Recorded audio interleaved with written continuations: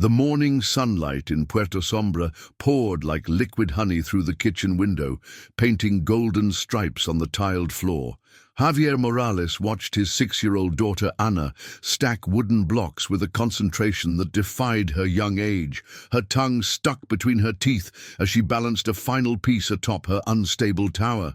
Beside her, Eleanor, his wife, laughed softly, the sound mingling with the hiss of coffee in the pot. It was a domestic symphony, a melody of peace that Javier strived to memorize each day. It is in moments like these that life seems like a perfect script, a narrative we wish would never end. I need to ask you something, straight from the heart. If this scene has touched your soul, if you've ever felt a moment of pure happiness so perfect you were afraid to lose it, then please, I'm begging you, subscribe to this channel right now. We are trying to build a community of 1,000 souls who are not afraid to face the truth. Comment and tell us what city or country you're watching from, so your voice can join ours in this fight. Your support is the fuel that allows us to keep telling the stories that others want to silence. Javier, a man whose hands were trained for lethal precision in the special forces, now used them to build a world of safety for his family. He had left behind the smell of gunpowder and the constant tension of military life in exchange for the scent of wet earth from his civil engineering projects and the perfume of the flowers Elena grew in their small garden.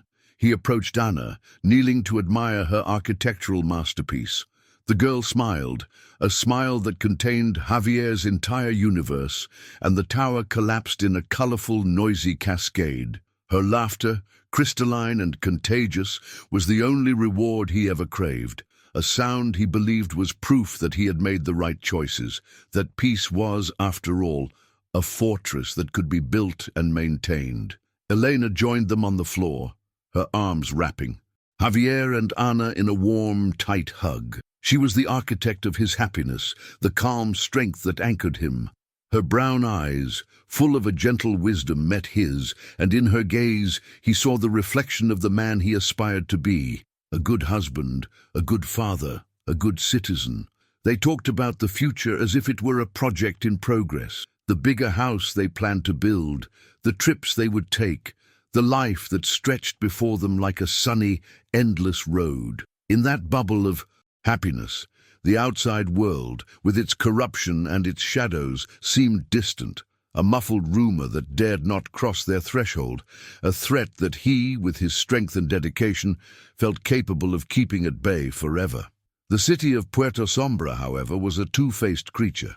By day it flaunted its new developments, its luxury condominiums, and its shopping centers like medals of progress. The new municipal hospital was the jewel in the crown, a shining symbol of Governor Ricardo Vargas's administration, which promised health and safety for all. But at night, the city revealed its scars, the favelas clinging to the hillsides, the poverty hiding in the dark alleys, and the silent but omnipresent influence of the cartels that operated in symbiosis with political power. Javier, as an engineer, observed the city's construction projects with a critical eye, noticing the haste, the dubious quality of materials, and the bureaucracy that seemed designed more to conceal than to ensure safety. The irony of fate would manifest in the cruelest way. Ana had woken up with a low-grade fever and a persistent cough. Elena, always cautious, insisted on taking her to the newly inaugurated hospital for a checkup, just as a precaution. Javier agreed, feeling a slight unease, a dark premonition he attributed to his old military paranoia. He kissed his daughter's warm forehead and his wife's cheek, promising to meet them there after a meeting. "It'll be quick," Elena said with a reassuring smile. "We'll be home before lunch." The words would echo in his mind for an eternity, each syllable a shard of glass in his memory, cutting him from the inside with the pain of what was lost on that trivial sunny morning. As they waited in the pediatric wing, a space painted in bright colors to mask the cold sterility of the place, the first tremor was almost imperceptible, a low hum that vibrated through the soles of their shoes. Then a second tremor, stronger, rattled the windows. In their frames, The lights flickered and went out, plunging the hallway into a frightening gloom. A deep, guttural noise began to emanate from the very bowels of the building, the sound of concrete and steel groaning under unbearable pressure. Panic bloomed instantly, a collective scream rising from the throats of parents and children as the floor began to tilt, the walls to crack, and the ceiling to collapse in a shower of dust and debris. The air suddenly grew heavy, thick, with a dust that scratched the throat and blinded the eyes. The roar became deafening, a cacophony of destruction that swallowed all other sounds. For Elena, her last instinctive act was to throw herself over Anna, her body becoming a fragile shield against the crushing weight of a concrete slab. The promise of safety, the symbol of the city's progress, collapsed in on itself like a house of cards, built on a foundation of lies and greed. The structure designed to save lives became a tomb, indiscriminately, crushing the dreams and hopes of those who had trusted it, turning an ordinary day into a landmark of tragedy and desolation for the city of Puerto Sombra.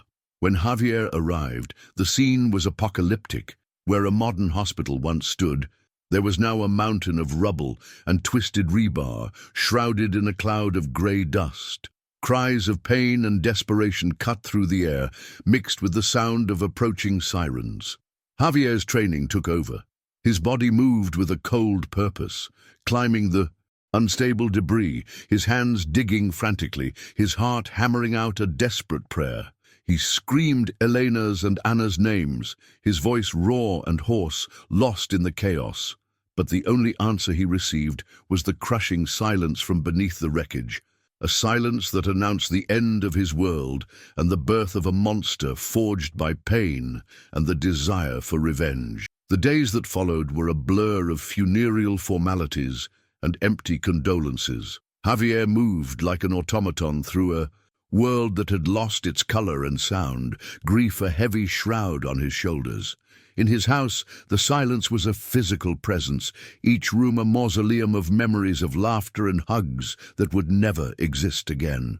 The city cried out for answers, and Governor Vargas, with his solemn expression and carefully rehearsed words, appeared on television promising a full and relentless investigation.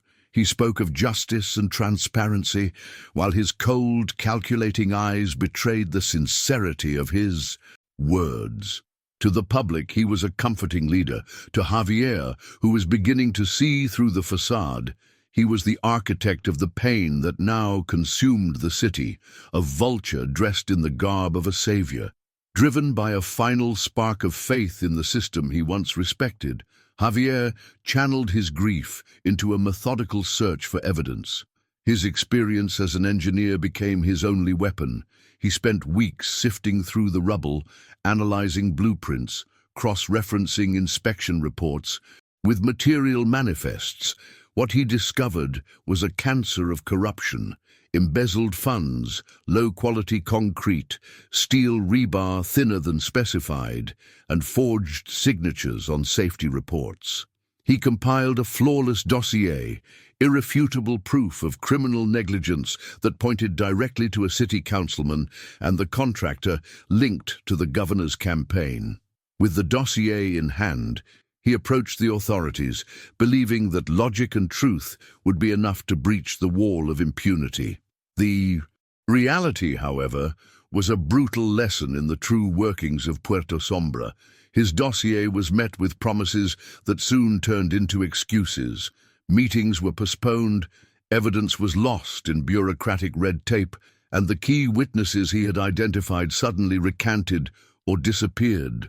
Javier found himself entangled in a web of apathy and deliberate obstruction, every door shut in his face, every look of pity or contempt from public officials a confirmation that justice had a price, and he couldn't pay it. The anger, once an ember beneath the ash of his pain, began to burn, fueled by the arrogance of a system designed not to protect the innocent, but to shield the guilty who sustained it.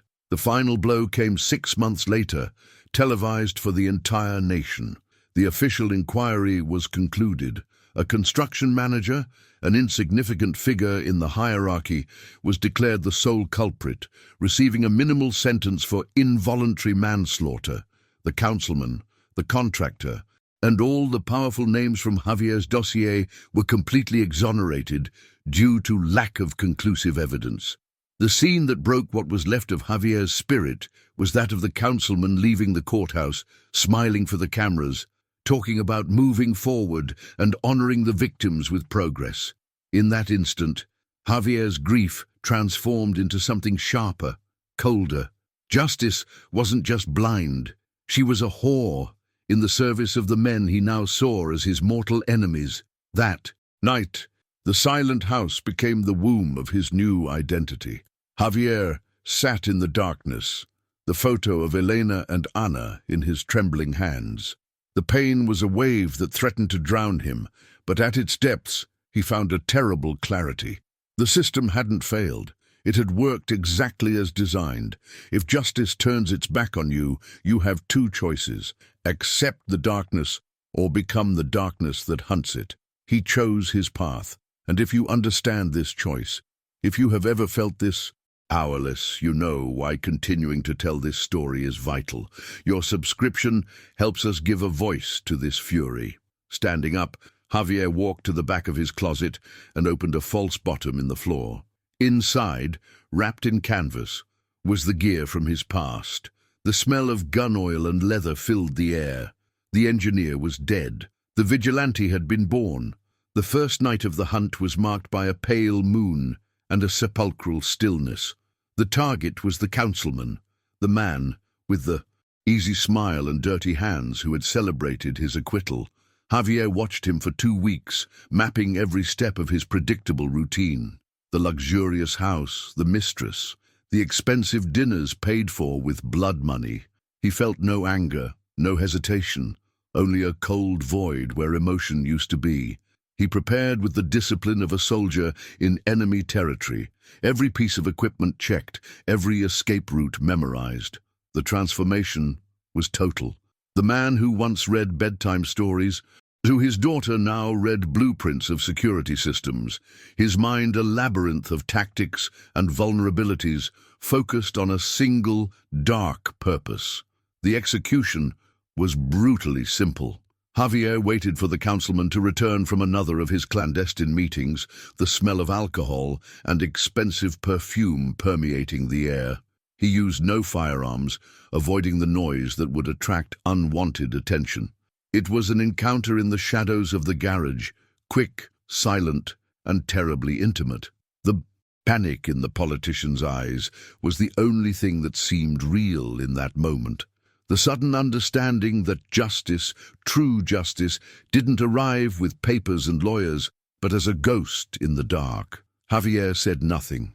Action was his only language now. When it was done, he placed a small brass scale on the man's chest, a silent symbol of his new faith. The discovery of the body the next morning sent shockwaves through Puerto Sombra. The media, hungry for sensationalism, reported the murder with fervor, highlighting the strange object left at the crime scene.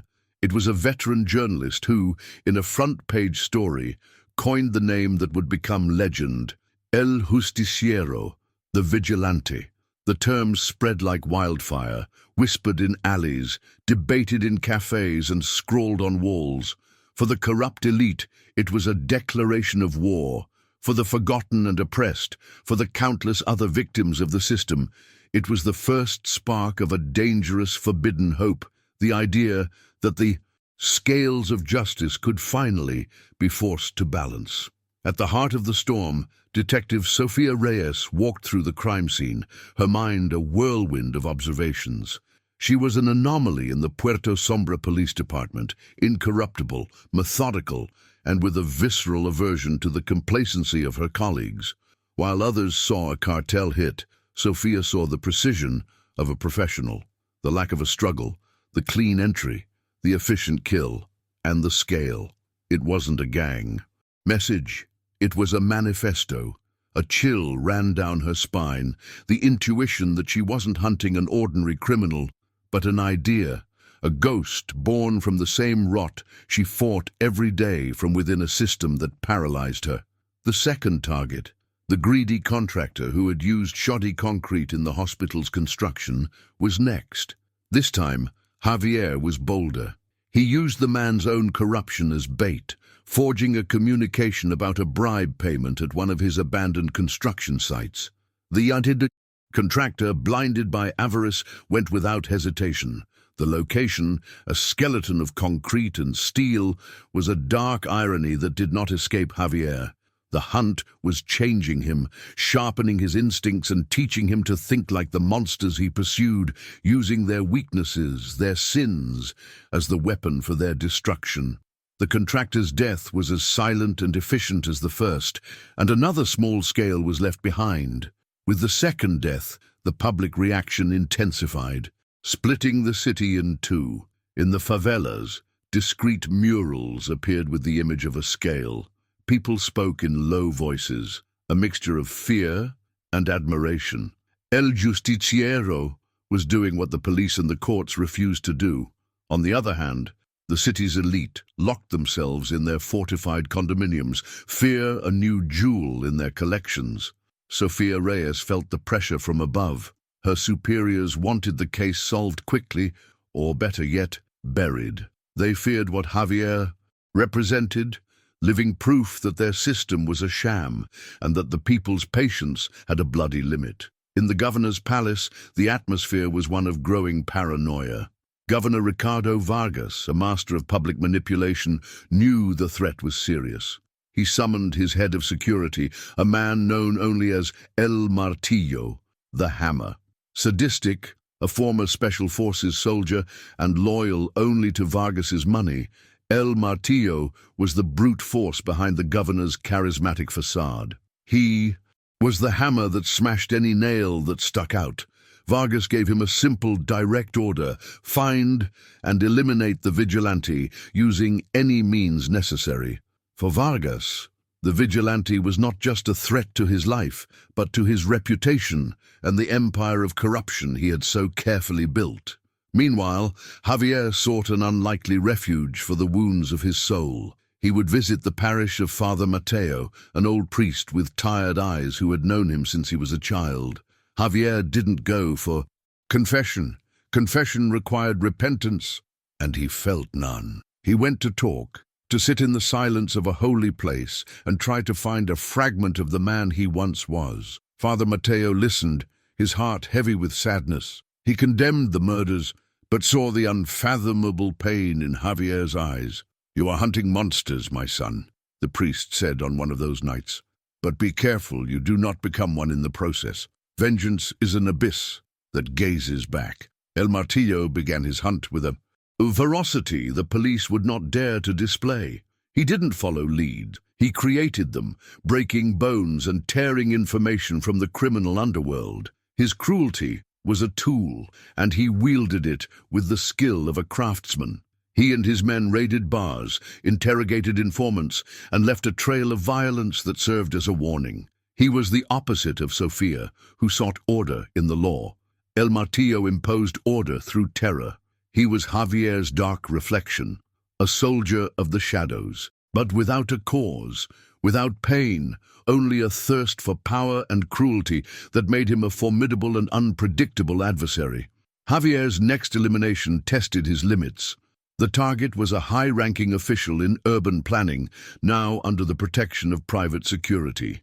The infiltration required more than strength. It demanded an audacity that bordered on recklessness. Javier posed as a maintenance technician, moving through the bowels of the corporate building like a specter. Confrontation was tense and nearly cost him his freedom. He managed to execute his plan, but a guard's bullet grazed his arm, a searing reminder that despite his mission, he was still a man of flesh and blood, a man who could bleed and die. The escape was a narrow one, leaving him with a racing heart and pain as his companion. The burden of his actions began to weigh on him in unexpected ways. The memories of Elena and Anna, which were once his sanctuary, were now stained with blood. He would see, his daughter's smile, and for an instant it would superimpose itself on the panicked gaze of a man he had just killed. Sleep was a rare luxury, and when it came, it was populated by nightmares where he couldn't distinguish the victims he was avenging from the monsters he himself was becoming. He would look in the mirror and see a stranger, his eyes hollow, his jaw tight, a face sculpted by grief and violence. Father Mateo's question echoed in his mind. Was the abyss gazing back? Far from the violence of the streets, Detective Sofia Reyes followed a trail of paper and data. She ignored her superior's orders and began to cross-reference the names of the Justiciero's victims with the records from the hospital project. The pattern emerged, clear and undeniable. All of them were connected, in one way or another, to that tragedy. Her theory solidified. The killer wasn't a random psychopath, but someone who had lost everything in that collapse. A vengeful man with a list. The realization struck her with an unexpected force, mixing her professional duty with a pang of empathy that left her deeply uncomfortable and even more determined to find him before the city plunged into greater chaos. Fate orchestrated an unlikely encounter. Javier, while studying the movements of his next target in a public square, noticed a woman observing the same area. There was an intensity about her, a way of scanning the environment that was professional. It was Sofia Reyes. She didn't recognize him, seeing only another face in the crowd. For a moment, they sat on nearby benches, strangers sharing the same space. Driven by an instinct he didn't understand, Javier initiated a vague conversation about the crime in the city. Sometimes, official justice isn't enough, he said, testing the waters. The law is what separates us from chaos, she replied, her eyes fixed on him.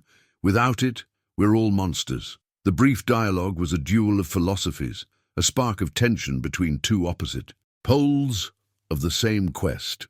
Later that night, alone in his makeshift hideout, the conversation with the detective and the pain in his arm forced him into a brutal introspection. Was he truly bringing justice, or just perpetuating violence? The line between hero and villain had become so blurred that he no longer knew which side he was on. It is in this hour, in the silence that follows the violence, that you ask yourself if your soul can still be saved. Every step into this darkness is a test.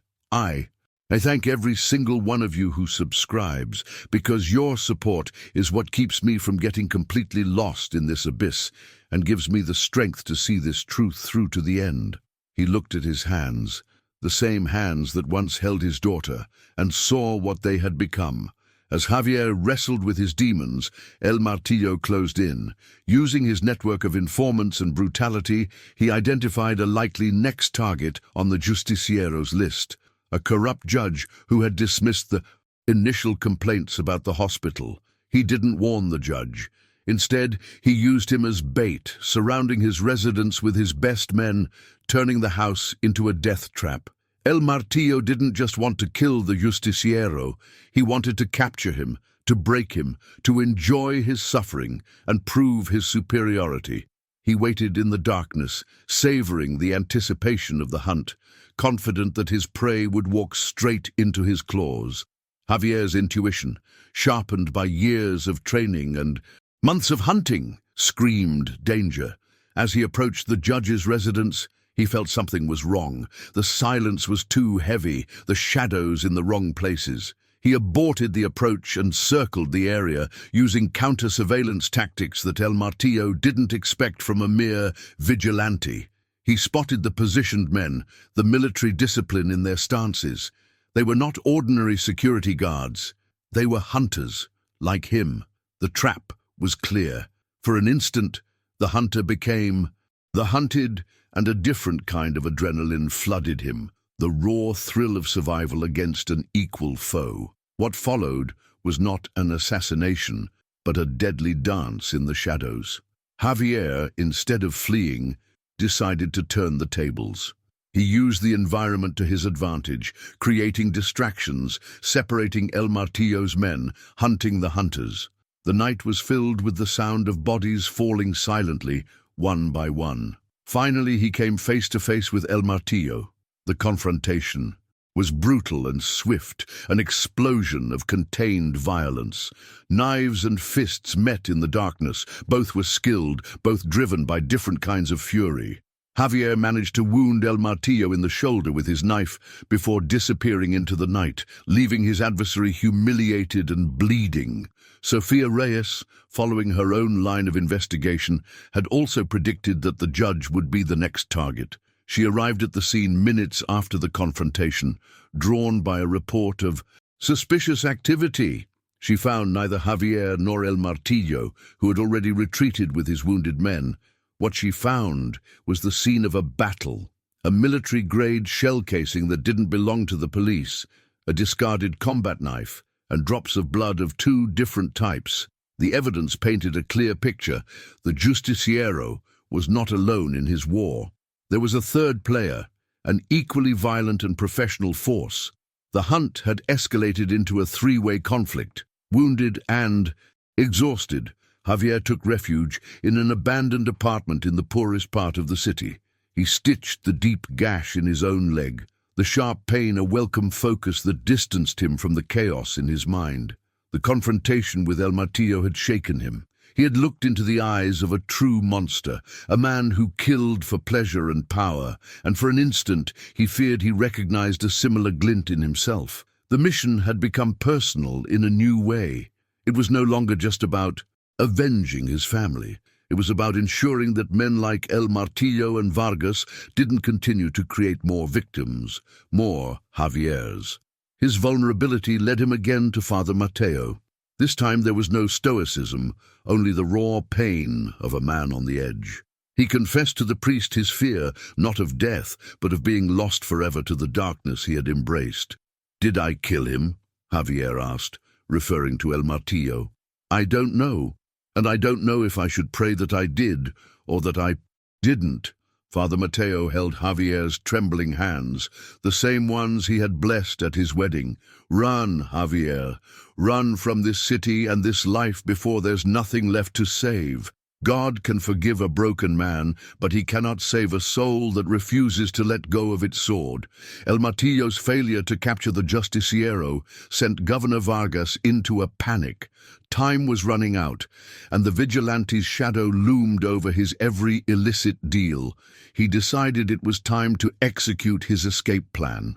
With stunning hypocrisy, he announced a grand charity gala at his mansion, supposedly to raise funds for the victims of corruption. In reality, it was a smokescreen. The event would provide the perfect distraction for him to transfer a vast fortune in embezzled money and flee the country the next morning, leaving chaos in his wake. It would be his final act of contempt for the city he had plundered. Information about the gala and the true purpose of the event reached Javier through a reluctant contact, a low-level clerk whose conscience finally outweighed his fear. For Javier, it was the alignment of all stars. The mastermind of the operation, his final target, would be exposed, surrounded by his own arrogance. There would be no more hunting, no more list. It all came down to one night, one place. It was a suicide mission, he knew. The governor's mansion would be a fortress, but the opportunity to end it all, to cut the head off the snake, was irresistible. Personal vengeance had become secondary. Now it was about exposing the truth. Simultaneously, Sofia Reyes received an anonymous tip from an honest officer in her own unit who had been marginalized for refusing to participate in the corruption schemes. The leak confirmed her suspicions about Vargas and the escape plan on the night of the gala. She found herself at an impossible crossroads. Arresting Vargas would require a warrant her corrupt superiors would never grant, and she knew, with absolute certainty, that El Justiciero would be there too. Her choice was stark and terrible: raid the party to arrest a vigilante killer or to stop a criminal governor, knowing that a confrontation between the two was inevitable. In the solitude of his hideout, Javier made his final preparations. He cleaned his weapons, organized his gear, and reviewed the blueprints of the governor's mansion. There was an eerie calm in his movements, the serenity of a man who has accepted his fate. He picked up the only photo he had left, Of Elena and Anna, worn and creased at the edges. He didn't look at it to fuel his anger, as he did in the beginning. He looked at it to say goodbye, to remember the love that had created him and the pain that had remade him. Tonight, he was not a husband or a father. He was an instrument, a ghost with one last task to perform, ready to walk into the fire. The night of the charity gala was an obscene display of hypocrisy. Under the glow of crystal chandeliers, the elite of Puerto Sombra drank champagne and celebrated themselves, their laughter echoing through the halls of the governor's mansion, a hollow sound that couldn't muffle the rot on which their fortunes were built. Oblivious to it all, they were the perfect flock for the wolf moving among them. Javier Morales, dressed as one of the waiters, navigated the crowd with a predatory calm. His eyes didn't see the faces, only the patterns of movement, the locations of the guards, the surveillance cameras. He was not a guest, not even an intruder. He was a ghost, a karmic correction walking toward the heart of that empire of lies, focused on reaching Vargas's private office, where the real party was happening. Upon reaching the second floor, the atmosphere changed. The sound of the party became a distant hum, replaced by a palpable tension. Here, the security was different. These were El Martillo's men, alert and armed with military-grade weapons. Javier dropped his disguise, moving through the shadows of the opulent corridors. The hunt had begun. The first guard went down with a swift, silent blow to the trachea. The second, in an adjacent room, was neutralized before he could even draw his weapon. Every movement was a poetry of violence, efficient and without waste. But El Martillo, anticipating Javier's route, was closing the net. The walls of that luxurious mansion were becoming a death trap, and the smell of imminent death was stronger than the expensive perfumes. The inevitable collision happened in the Eden hallway leading to Vargas's office. El Martillo appeared, not like an enraged bull, but with a sadistic smile on his lips. "I knew you would come, ghost," he snarled. The ensuing confrontation was a storm of contained fury. They clashed with a force that shattered antique furniture and tore tapestries. It was El Martillo's brutality against Javier's lethal precision. Fists, knives, and the environment itself became weapons. For a moment, they seemed equal, two products of the shadows. But Javier was driven by something stronger than money or sadism. He was driven by the memory of a child's laughter. That memory gave him the strength to, in a desperate move, use El Martillo's own knife against him, plunging it into his thigh and felling him with an incapacitating blow to the head. As Javier, panting and bleeding from multiple cuts, stood over El Martillo's unconscious body, a new figure emerged from the staircase.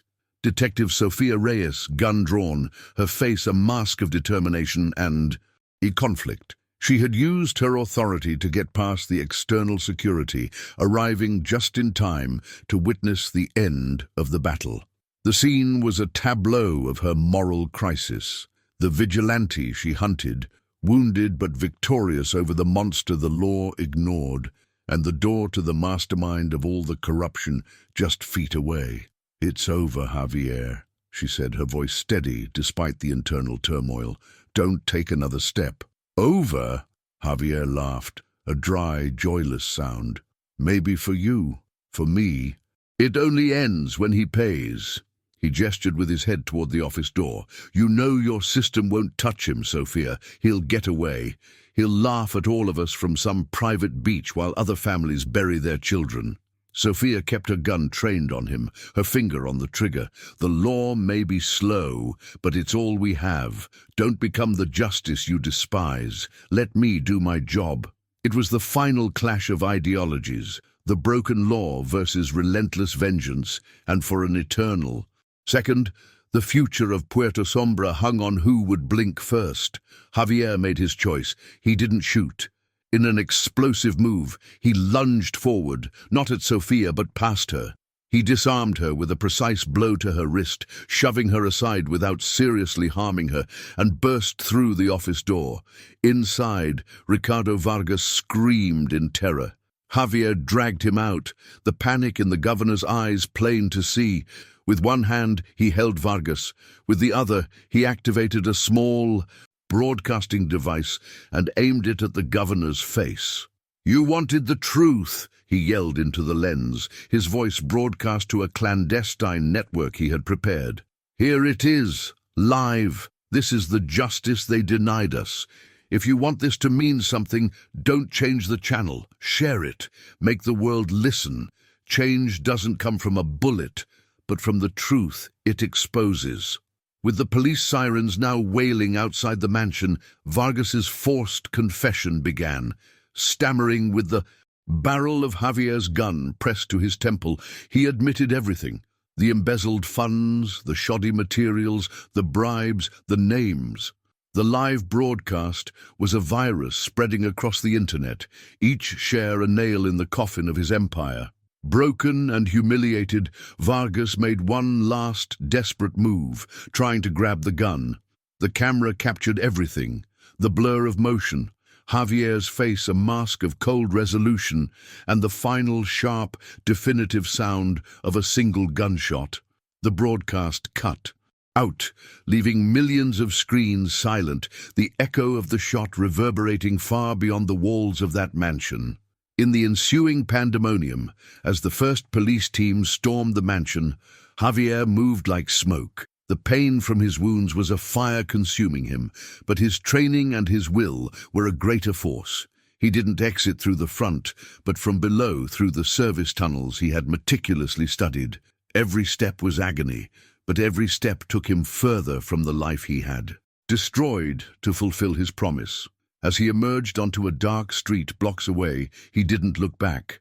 The burning mansion, Vargas's ruined empire, and the city on the brink of convulsion were now problems for another world. He had been the catalyst, the hand that pushed the first domino. Now he surrendered himself to the shadows, his only and final refuge. Detective Sofia Reyes was the first to enter the room of the massacre. She saw Ricardo Vargas's body, the phone on the floor still warm, and heard the faint sound of footsteps retreating. Back corridor. She had a route, a chance. Her police instinct screamed at her to pursue, to capture the killer, to close the case. But she stopped. She looked at the lifeless face of the governor, a man who personified the disease she fought uselessly every day. She heard on her radio the frantic dispatches about the viral confession, about the protests beginning to erupt downtown. In that moment, she made a decision that would change her career and her life. She lowered her weapon, and when she reported over the radio, her voice was firm. "Suspect has fled through the East Wing.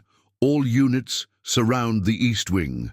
She lied, giving Javier the only gift she could: time. In the weeks that followed, Puerto Sombra was transformed. Vargas's confession was the match that lit the dry prairie of popular outrage. Massive protests took to the streets, not just in the city, but across the country. The names mentioned in the broadcast were hunted down, arrested or forced into hiding. The power structure, once considered unshakable, trembled to its foundations. And of El Justiciero, there was nothing. He became an urban legend, a whispered myth. To the authorities, he was a ghost who had evaporated. To the people, he was a symbol. Javier Morales got his revenge, but the price was his identity, his peace, his soul. He became a perpetual fugitive, a man with no name and no future, condemned to live forever in the darkness he had chosen. Months later, Sofia Reyes stood before the makeshift memorial where the hospital once stood. Flowers and photos covered the site, including a worn picture of a man, a woman, and a little girl smiling in the sun. The city was no longer the same. The anger had turned into action. Citizen committees were formed, new political leaders born from the protests emerged, and the word corruption was now spoken aloud without fear. Javier's journey had not purified the city, but it had awakened it from its long slumber. Sophia understood then that justice is not just a set of laws, but a relentless demand of the people. She would continue her fight from within the system, but now with her eyes open, knowing that sometimes it takes a ghost to shake the world for the living to wake up. I am gone, an echo in the darkness, but this story was never just about me. It was about pain that turns into fury, and fury that demands a response. It's about the moment we collectively decide to no longer accept the unacceptable. The fight didn't end with my revenge. It only began with your awareness and the truth brought to light. I thank you for listening to me to the end, for hearing the account of a lost soul. Subscribing and sharing this story ensures that other voices, other battles against injustice, are not silenced before they even begin. Keep questioning, keep fighting, and above all, never again let silence and fear win.